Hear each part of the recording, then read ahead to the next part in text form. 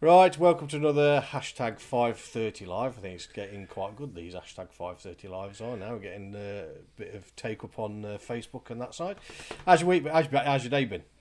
Yeah, really good actually. Yeah, you? Yeah, not bad. Yeah, not bad. Just got a load of stuff done that I need to get done. But yeah, Good, good. yeah. Yeah, we've had an interesting development today. I've been invited to write some articles for a digital publication. So yeah, looking forward to it. Actually, should be really good. And it sort of got me thinking about digital magazines and publications versus sort of print. And it's quite a big topic, I think, isn't it? Yeah, I think that one is a big topic. That is. I mean, when I go back to this, is that because when we're discussing around books and things like that, I prefer holding a book in my hand.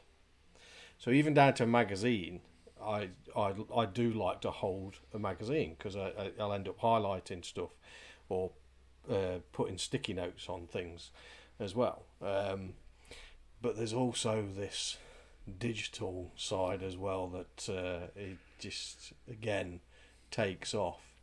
So I'm like swings and roundabouts on which one I prefer. From a personal point of view, as a consumer, consuming it, I do quite like having this hard coffee tactile feel. I do. What about yourself? Yeah, I mean, I'm the same. I think to have a publication in your hand is a good thing to actually sit and read it. But there are obviously advantages to the digital route as well. So, if you look at the advantages of actually, I can't even say the word, the advantages of actually having your physical copy in your hand, there's plenty. I mean, you can take it anywhere. You haven't got to worry about the power. You haven't got to worry about Wi-Fi dying.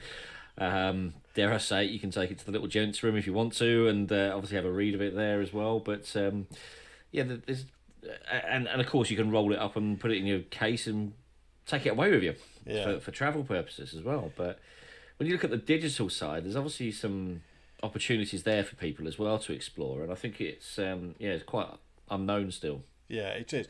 And I think from the marketing point of view is, I suppose, when I look at it from some of the stuff that I've done, is that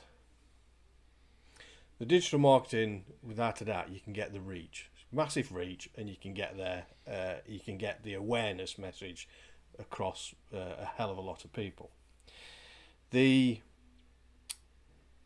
media route tends to be, unless you're a big massive publisher or you're going to pay to go into a big massive publishing, you're not going to get that sort of reach that you can from a global point of view. And I don't know whether my internet connection has just come up as being unstable, so I don't know whether I cut out there or not, so I do apologise.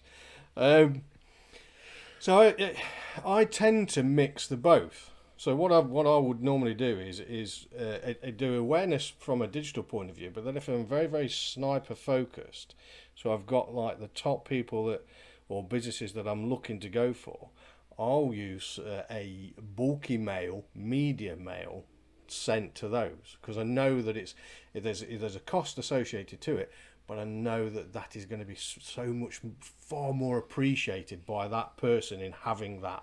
So I've done things like the normal ones, Kit Kat in a brochure, Kit Kat, take a break, have a coffee, tea bag, and whatever.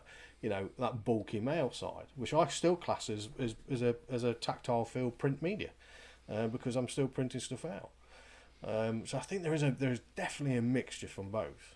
And Yeah, I mean, on that side, normally if you receive something in the post and it's come through to you, it's normally like someone's actually thought about you. They've actually not just sent you a link and said, read this and the hope that they will, but they've actually taken the time to actually think about you and actually, have the chance to actually post it out to you.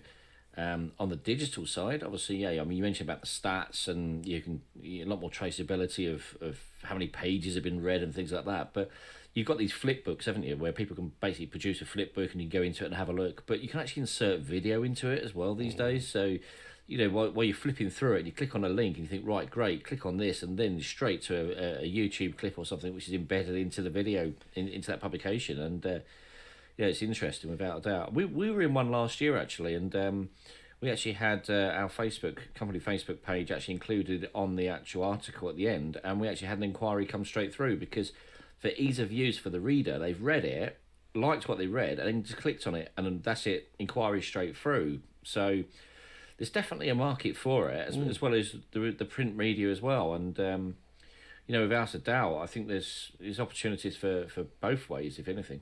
Yeah, definitely. Because I know because Ninda Jal does the influencer business influencer magazine. I've got one here, which he does the hard copy because I've got one here, and he also does it online. So there's a definite market for both on that side. Kelly, I just noticed, just put on here. Hi Kelly, is saying you can write on it, highlight, and make notes. Yeah, that's what I like. I do highlight a load of stuff, and I've got these little sticky tabs that are stuck everywhere on my books, and that side. Now, the one thing I was going to popped into my head there: digital and print. Do you think one's more trustworthy than the other? Yeah, I do. Which I do. And why? I think it's what I was saying a minute ago. I think with print, you actually physically have to take the time to actually set it, think about who you're going to send it to. Digital, I'm not being funny, but you could quite easily scattergun approach, send it out there to anyone and everyone. It can come across a little bit, I don't know, unthoughtful sometimes.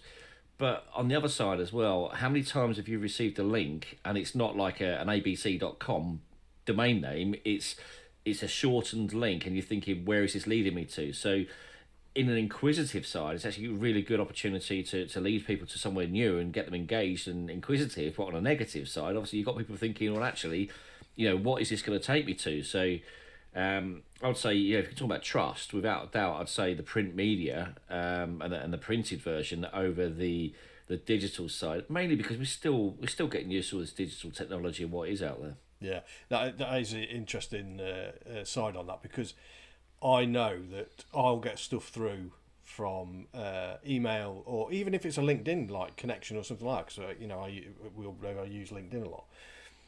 If I see the link, and I use shortened links, I use Bitly. But if I see a link and I look at it and I think, I'm just not quite, I won't click, and that's it. It's gone. So there is that side of, how can you say, just being just not very trusting nowadays, particularly with the cyber side of what you're letting yourself in for with the click. And print, it doesn't have that side. So there's another thing around that is on links around that. Do you keep your links genuine, or do you use shortened link? Because like all of them, like LinkedIn, they shorten your link, but it's a LinkedIn. You can recognise it's a LinkedIn link, so they all do it. Yeah, it's definitely interesting because on the shortened links, we try and keep them as long as possible so that people can actually see the domain name. But some of them do actually, you automatically shorten them, and Twitter is a prime example of that as well. Instagram, obviously, I know you can't hyperlink from a post. We do actually put that link out there so people can cut and paste it if they wanted to. But we've had various people say, "Oh, you really shouldn't do that. The algorithm doesn't like it." But we're like, well, just see how it goes. It's not our main generator for generating business, so it's brand awareness for us. But I think certainly, I would say try and keep the link as long as possible, really. Not as long as possible, but as visible as possible, really. I suppose that's the term I should use. So they know it's coming from, wherever it is, Property Design Studios or, Business Growth Academy, they can see that there. Yeah. So another thing that crossed my mind as well on that, I've just written a note down here, is I suppose one of the things around print versus the digital media is print is a one-way communication, whereas digital is two-way, because you can have a conversation.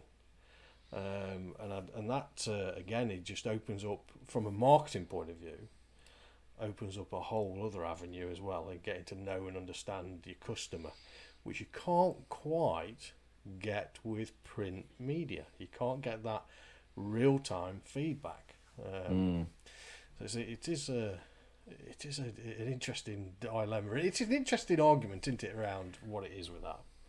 I think the message here is that print isn't dead. No, without a doubt, print is not dead, and yet people will look at it and think, got all these digital opportunities, and the one thing we haven't touched on is the environmental impacts in print media, because obviously we're going to open a can of worms here. I'm pretty sure, but when you look at it, the environmental issue, Obviously, there's no trees being hurt in this process of obviously producing this publication, which ends up in the bin or recycled or burnt or whatever. But so there's all that argument as well. There is. I mean, the print media for me, as you say, is definitely not dead. I think there's loads of ways that you can utilise it, and I'm almost. And I don't know whether I'm right or wrong in saying this, but I also feel at this particular point, with what we've got with COVID, the print media is a welcome bloody break from the digital aspect of everything as well. Yeah. You can shut off. There's no notifications going off, nothing coming back. We talk about that two-way communication. It might be a point, I don't want that two-way communication. I want to sit and read. I want to intake. I want to learn, and those print media, newspapers, magazines are a fantastic way of doing that. But on the other side as well, there's not a distraction factor, so you can actually concentrate on the actual article as well. So pre-COVID, if I travel down to London, yes, I'd have my phone in my hand, but I'd be conscious that I'd probably forgotten the power bank and didn't have any way of charging my phone. So I would pick up a newspaper or something and read the paper without distraction. I'm not going to start and read an article in the paper and then look at my phone and keep, because my phone's made a noise. I won't keep flitting between the two. But when you're looking at a digital publication, you start and flick through something. Next thing you know, you're back into your emails. You're back into something else, and because it's all there, isn't it? So yeah, absolutely, it's definitely an interesting one. Kelly's just popped up another one. What about the postcard with a link to a video, which in turn could open up feedback from your customers? Which is it's a valid, absolutely valid point. Because I think, and I'm not positive on this, I know MailChimp has a postcard facility. So within MailChimp now, I think you can actually send from wherever you are. You can send a postcard to a customer or a client, wherever it is. So you could be in the UK and it'll be printed over somewhere in America for your America client. And they'll get I see that sort of route. So you actually almost ordering a postcard to actually be sent in the post. Is that what you're saying? Yeah, I'm almost positive. It was something I'd because I use MailChimp not that much, but I do use MailChimp, and I noticed the other day around it, and then I started reading into it, and I was thinking, I wonder if this is a physical postcard. And it actually read like a physical postcard, and I thought that was a fantastic, just like a little nuance to their service. Around the sales and marketing aspect. It's definitely different. I mean, the way that stuff drops through the letterbox, I mean, naturally, if I receive something that's in plastic, I naturally think I'm waiting for the leaflets to drop out, because obviously the plastic is holding the thing together. But when I receive a letter, and this was a tactic, not tactic, but something I learned a few years ago in direct marketing, if you're going to market directly to B2C, to a house, is pad the envelope out. Not so much with a pen or anything, but even the way you can fold the letter. When you crease the letter to get it to DL envelope, don't squash it right down and crease it, so that you sort of like roll it into the envelope, and then the person gets it and goes, oh, this is padded, and they open it and go, oh, is that it? Oh, okay, what's this then? But it gets them to open it, because obviously it's kind of padded, and they're kind of thinking, okay, what is in this? So if anybody's thinking about doing it, try it and see what the response is. Yeah, I mean, I've heard some. What was the ones I heard? I think well-known business and business support function. They use a different coloured envelope and handwrite it, and put private and confidential on it as well. Yeah. So it's sort of like it gives a bit of personality, or a bit of personal side touch, and potentially gets past the gatekeeper of the decision maker. And I think once someone went one step further and said you actually get a woman to handwrite the thing out, so it looks like a lady's handwriting. And I was thinking, that's going a little bit too far for me, that one. But what was those letters you used to get on the back of an envelope in the war? It was something like SWARK, wasn't it? Sealed with a loving kiss or something. Was it back at school? Was it? Yeah. Let's just brought that back. So no, I thought that was just going a little bit too far. The only other thing, I suppose with print media as well, is you've got the tactile feel, but then it sits. If it's got a good content or is something that's really really wanted, so you've been very very focused on who you're going to target, it'll actually sit on the desk for a fair while. So like Ninda's magazine here, it's sat on my desk behind me because I read it and pick it up, read it, pick it up, read it, pick it up, it's sat here. So again, there's that potential of coming back to someone's article or someone's advert by just sitting there. So I think there is that side as well, because I mean, I don't know about you, but if we're in a publication, we actually keep hold of that advert. We actually tear it out the magazine. If you don't want the rest of the magazine, we'll dispose of it. But if we're actually featured in there, we'll keep it for the company profile. And again, if I'm in anything, I'll always keep hold of it.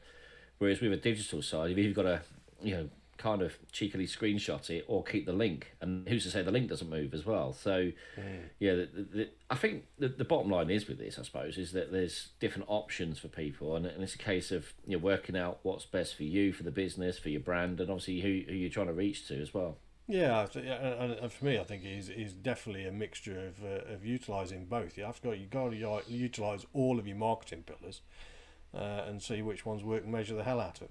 I suppose it's easier in some respects to measure the hell out of your digital side than it is your print media. Yes and no. So if you talk about the measurement, I mean, what I would say with that is, yes, you can put something out digitally and collect all the data of how many reads, but that's always going to move. It's always going to move, because if someone got the link a year later and read it, it's going to be another stat on the board for the digital. Waving the flag for digital here, and obviously there you go. There's another one. But when it comes to return on investment on good old hand literature, what we look at is has someone actually picked up the phone? Have they then inquired, and have they placed an order? And they're the three key elements we want to know if anything that goes into print, because have they picked it up? I mean, we've had a new company come on board with us today that is in Kettering. I'm very active within the business community here. I know exactly where they are. He's never heard of me. That's interesting, but he's actually seen an article in the Chamber of Commerce magazine. And that was a print.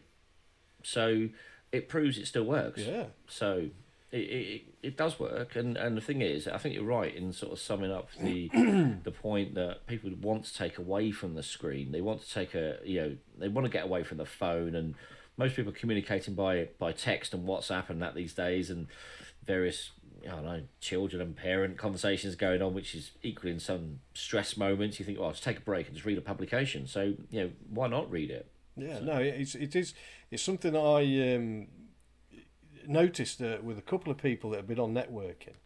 Like today, I'll come back to that. Like today, I've I wanted to take 10 minutes, 15 minutes out. So I thought I need to get away from the screens. I need to have some downtime.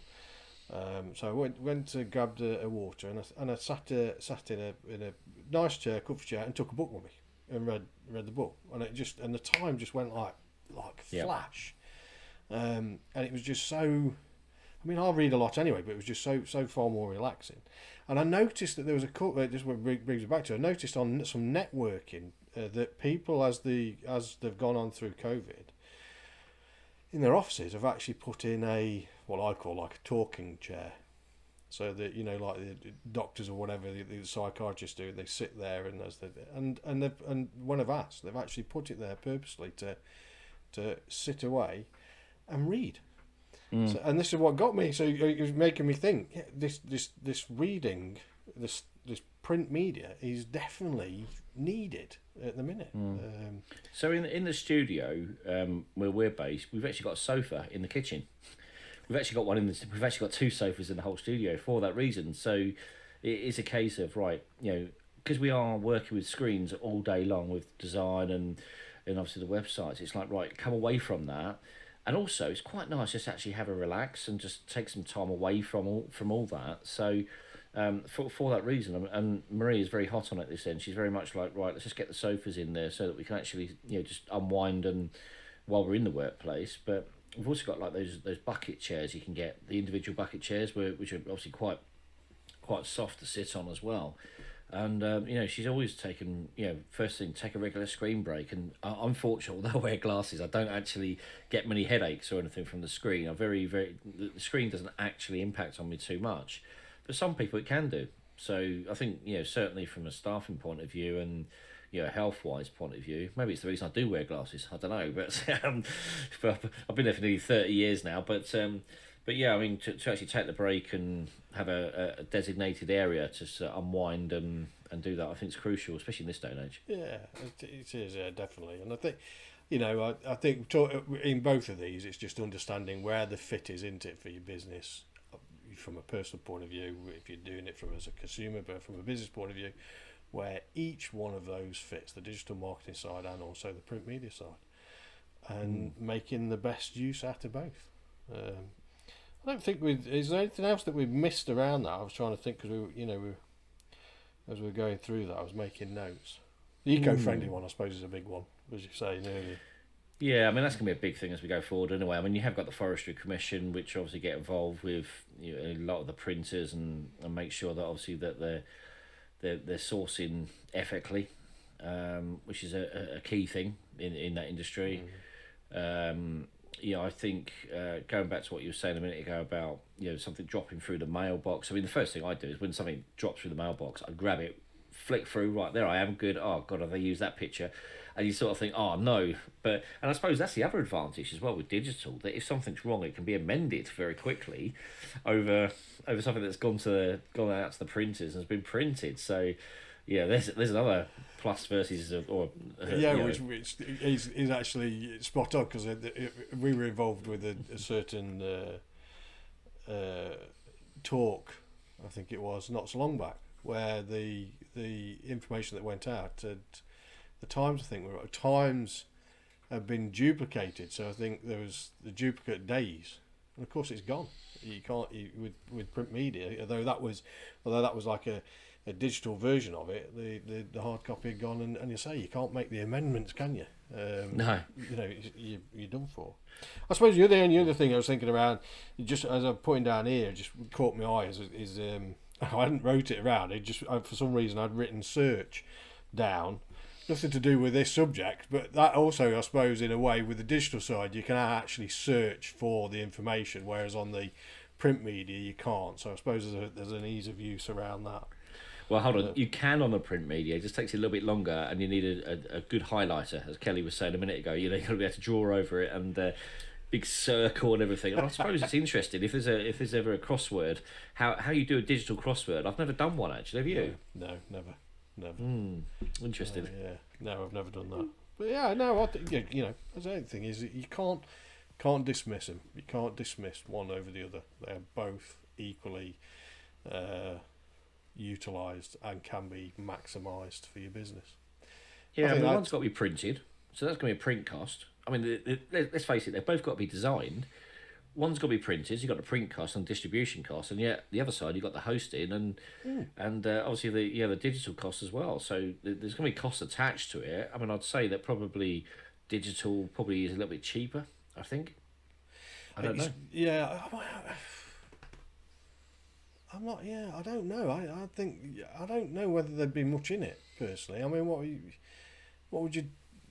I mean, I've not done a print one for a little while now, so I wouldn't. Half page spread, £500 would it be? Probably something. If you were doing an advert, you say you were doing an advert, £500 something, half page. Yeah, probably. And you'd probably be talking, if you were doing an ad yourself, your budget again. You'd probably be a bit cheaper on your budget, but you still got your time going into it, I suppose. If you're doing a big campaign, though, I suppose you'd be getting into. And like you did an A4 page or something like that, I would imagine you'd be talking probably $2,000, or an article or something like that. You could be potentially doing that, and depending on the publication you're going into, could be up to there. And the digital marketing would be the same if you're doing a big campaign. So I'm not even sure whether I don't know whether one would be cheaper than the other in the long run from a strategical point of view. There might be, if you were doing a one-off, there might be, but if you're doing a strategic campaign. They might be. I think they might be similar. I was thinking about the actual production cost as well, though, because print media, I suppose, when you've printed one publication, it's gone, and you haven't got that reoccurring cost on that particular publication. But with digital, you are going to have a reoccurring cost, because obviously if the link's out there and people are just clicking on a link, or people put it in a website or on their social media or something, and they're clicking on it and they've forgotten to remove it, if that publication's not present anymore, they've got the hosting cost. So I suppose one may be expensive up front and the other one's given a different option, but it'd be more of a long-term cost. Yeah.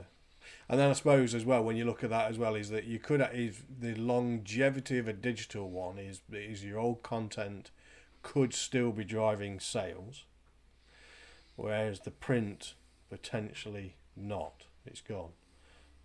So yeah, as you say, those, as we sit here talking, there's is one argument for one and one argument for the other. They have their places, and it's understanding that place.